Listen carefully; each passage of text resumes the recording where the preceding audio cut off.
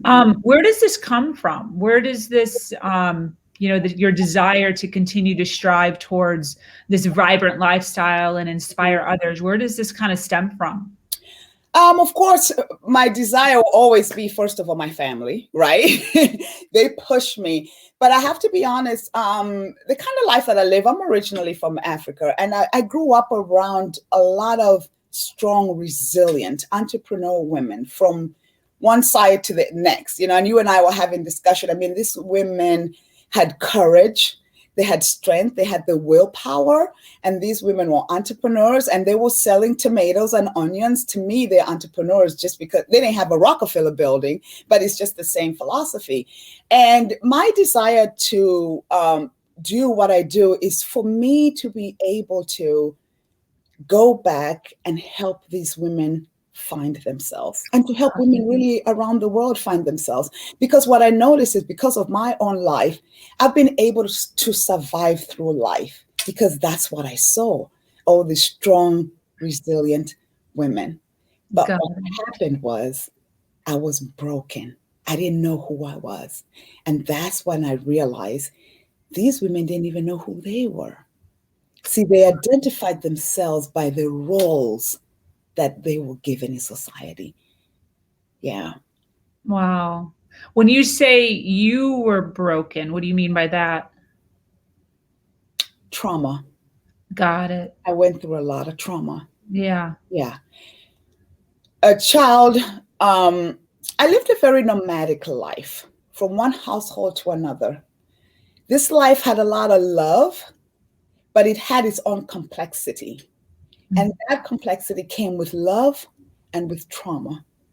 So I was going one foot here, one foot there.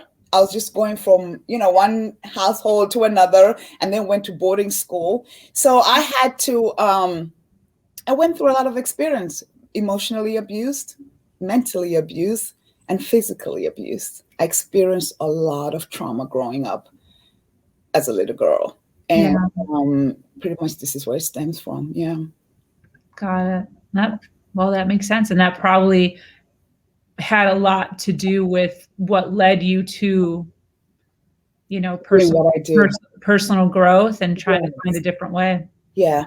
Yeah. Totally it reached a point where I was tired of being tired. I was tired of hurting.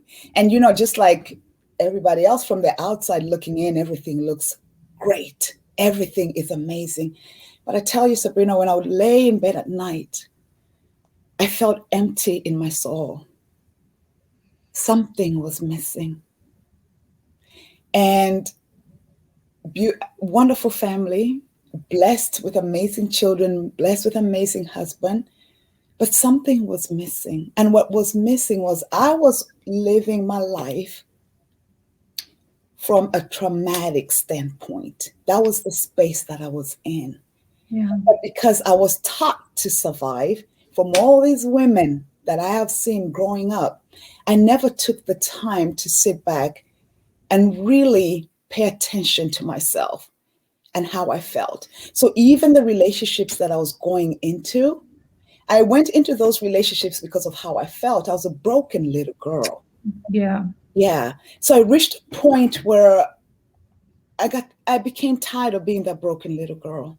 Mm-hmm. And I had to make a change. Yeah. That's when my transformation happened. Yeah. I love that. When did you decide to start kind of going on this journey and educating yourself as far as mental and emotional health? Mm-hmm.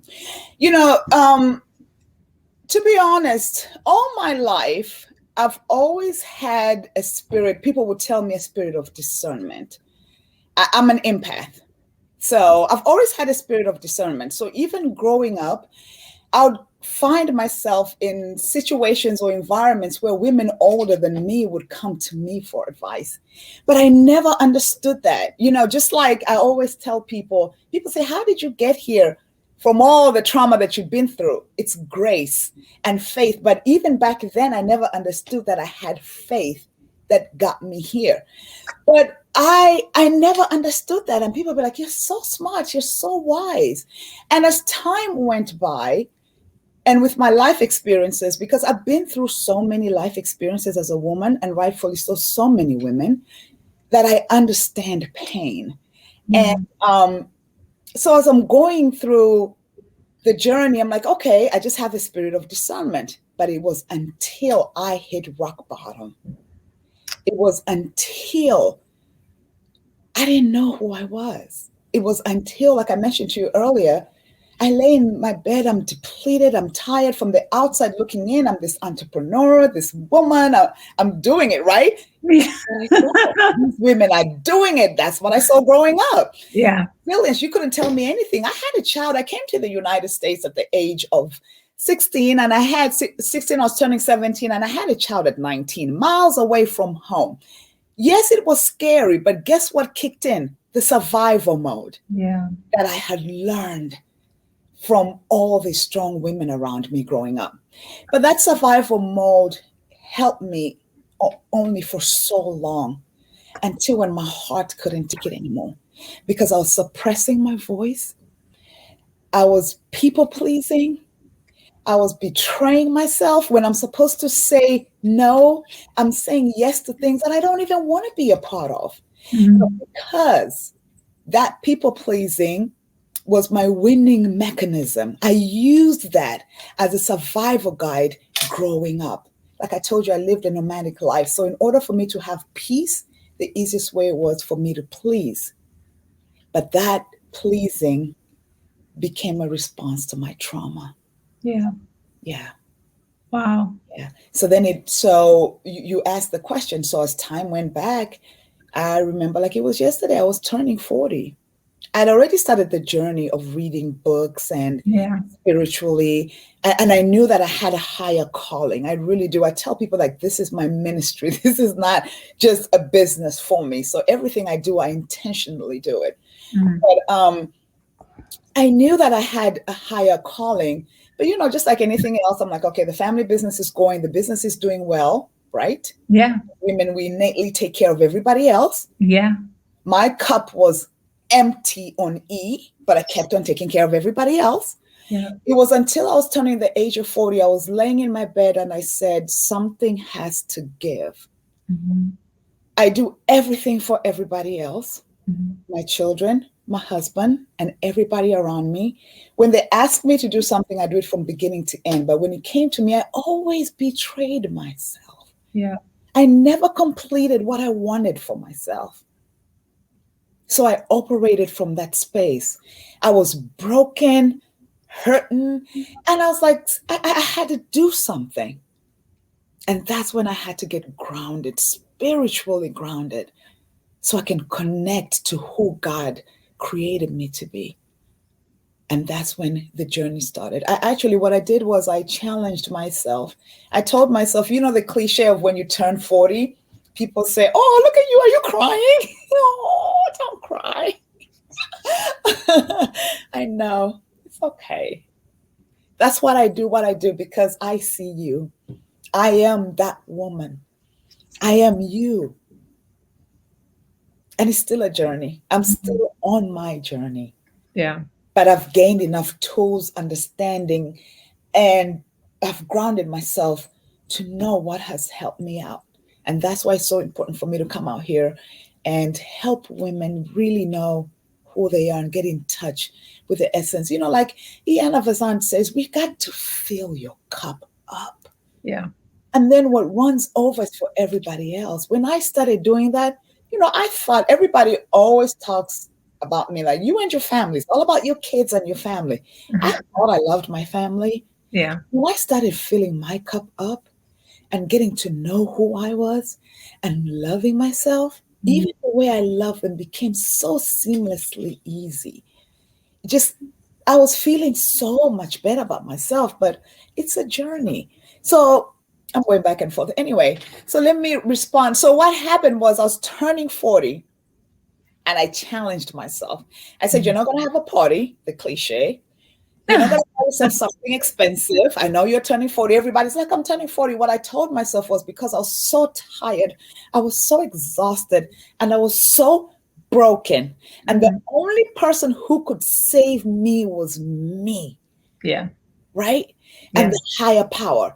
So I told myself, I said, I want you to do something for yourself that will force you to start and complete it to the end, and not give up in the middle and betray yourself. Whether, because when it comes to me, if the money is short, yeah, that's okay. I'll just do it another time. But when it's my husband and my children, I'm on it. Let's figure out how we're going to get this done. I promised myself that I would not betray myself anymore. And I decided to run the Chicago Marathon, 26.2 miles. Wow. Yeah. And not everybody needs to run a marathon. You just have to ask yourself, what is your marathon? And it's during that marathon where my transformation really happened, because for me, the marathon was not the hardest thing. It was the training. So it's just like life. I had to train every day. And I'll never forget that day. It called for me to run 8 miles. So I ran my 4 miles, but I felt so exhausted emotionally. But I had to go back, and my car was 4 miles back. I'll tell you what, though, each step, each tear, I was shedding. Mm-hmm. I cried my way through those 4 miles. I did. Wow. Yeah. But what that did was it allowed me to trust my voice again. It allowed me to trust myself again.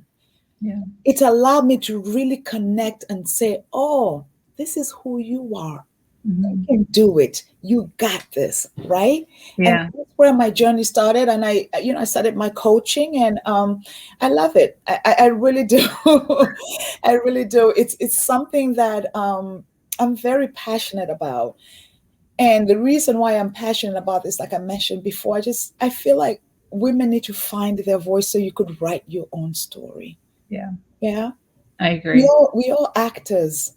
At least I felt like an actor in my life. I felt like somebody gave me a script, and all I did was act, right? And every day I'm waking up trying to perfect this human being who doesn't exist. The person that I was trying to perfect and become was the person that everybody else told me who I was, whether it was family, whether it was friends, or whether it was just me looking at other people and thinking I needed to be somebody else than who I was created to be. Yeah. And that is why I was in this roller coaster, because I tried to perfect and to become somebody who doesn't even exist. It was until when I came home to myself, to my own heart, and I started listening to my voice, is when my transformation began. That makes sense. Yeah. 100%. Yeah.